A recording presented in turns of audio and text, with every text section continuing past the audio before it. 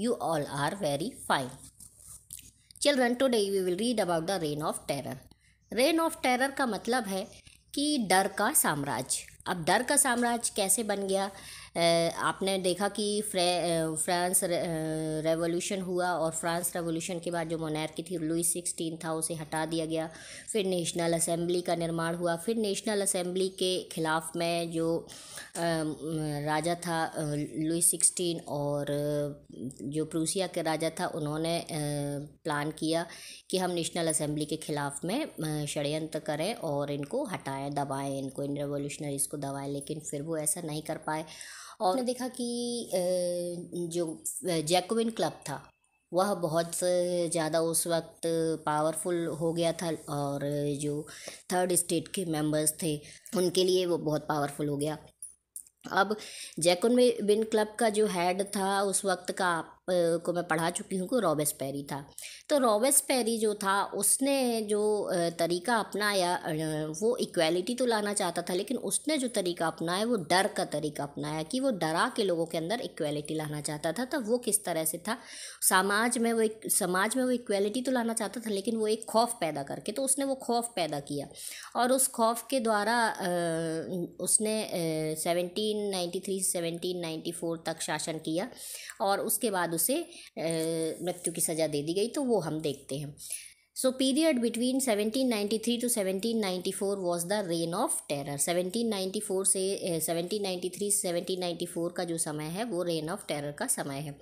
Policy of severe control and punishment, और जो उस वक्त नेपोलियन जो रॉबेस्पेरी था उसने कौन सी पॉलिसी अपनाई? पनिशमेंट की पॉलिसी अपनाई। कंट्रोल करो, पनिशमेंट दो। अब पनिशमेंट की पॉलिसी उसने किसी को भी नहीं छोड़ा, चाहे नोबल्स हों, चाहे क्लर्जीज हों, चाहे member even of his own party, उसकी खुद की पार्टी के मेंबर्स हों, उन सबको उसने यदि उसे ऐसा लगता कि वो मेरे खिलाफ कुछ भी करने वाले हैं या कर सकते हैं तो वो उन्हें पनिशमेंट दे देता और उन्हें मरवा देता।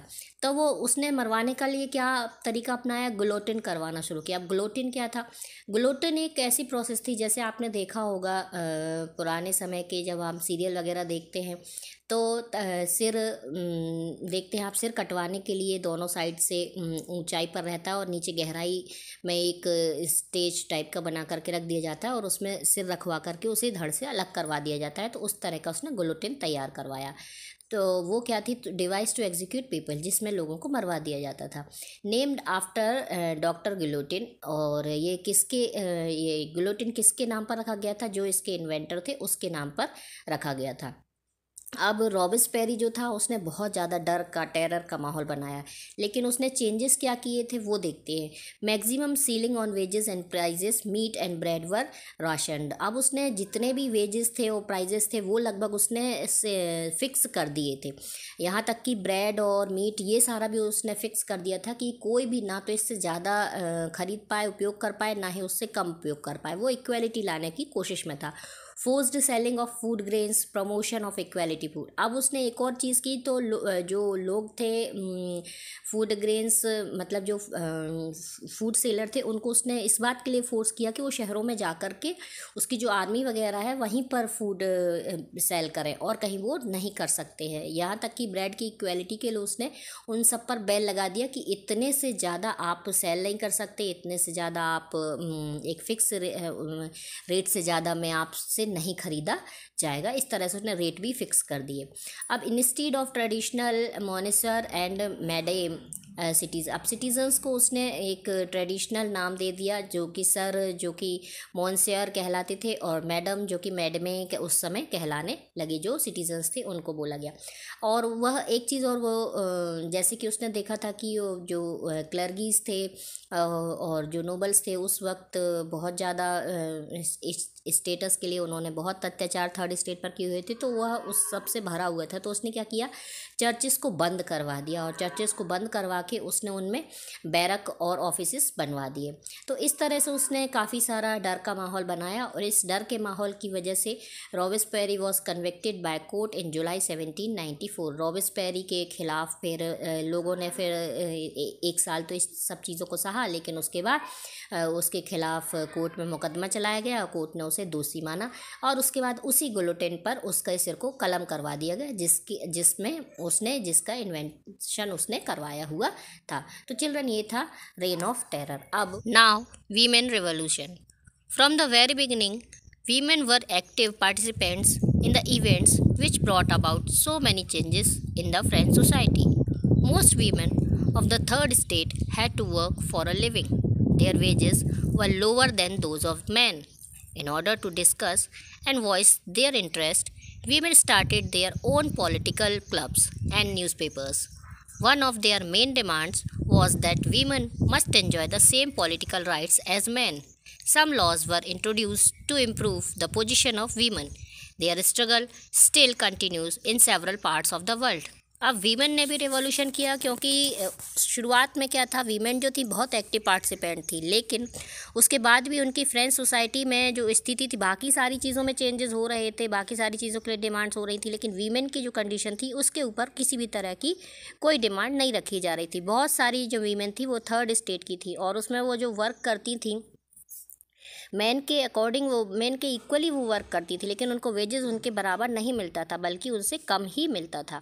और इसके बाद उन लोगों ने भी डिस्कस किया आपस में और उसके बाद उन्होंने भी वॉइस उठाई अपने फेवर में। उन्होंने पॉलिटिकल क्लब्स स्टार्ट कर दिए, न्यूज़पेपर में अपनी वॉइस उठाना स्टार्ट किया। सबसे ज़्यादा उन्होंने डिमांड इस बात की रखी कि उन्हें भी सेम पॉलिटिकल राइट्स दिए जाएँ एज मैन।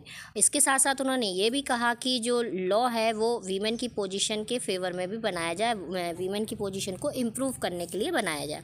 और उनका स्ट्रगल जो था सिर्फ एक ही पार्ट में नहीं था, बल्कि वर्ल्ड के सेवरल पार्ट्स में चलता रहा। It was finally in 1946 that women in France won the right to vote। और फाइनली 1946 में वीमेन को राइट मिला कि वो वोट कर सकें। Now the abolition of slavery। There was a triangular slave trade between Europe, Africa and Americas. In the 18th century, there was little criticism of slavery in France. No laws were passed against it. It was in 1794 that the convention freed all slaves. But 10 years later, slavery was reintroduced by Napoleon. It was finally in 1848 that slavery was abolished in the French colonies. अब slavery का किस तरह से खात्मा हुआ, तो देखिए, Europe, Africa और अमेरिका, ये तीनों जो देश थे वहाँ पर स्लेव ट्रेड का ट्रायंगुलर मार्केट बना हुआ था। मतलब कि गुलामों की खरीदी और बिक्री का काम, व्यापार वहाँ पर चलता था।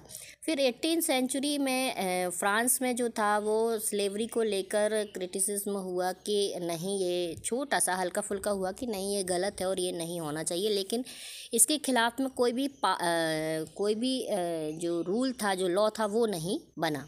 फिर 1794 में सारे स्लेव्स जो थे उन्होंने डिमांड रखी, मांगे रखी और इसके बाद उनको फ्री कर दिया गया। लेकिन 10 इयर्स के बाद स्लेवरी फिर से नेपोलियन के समय में फिर से रीइंट्रोड्यूस हो गई और फाइनली फिर सारी बातें होते हुए और रेवोल्यूशन होते होते 1848 में जाकर के जो फ्रेंच कॉलोनीज़ थी उनमें स्लेवरी को एबोलिश किया गया, उसका समाप्ति उसकी की गई।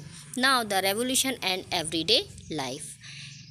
The years following 1789 in France saw many changes in the lives of men, women and children. The revolutionary governments took it upon themselves to pass laws that would translate the ideals of liberty and equality into everyday practice. One important law that came into effect was the abolition of censorship.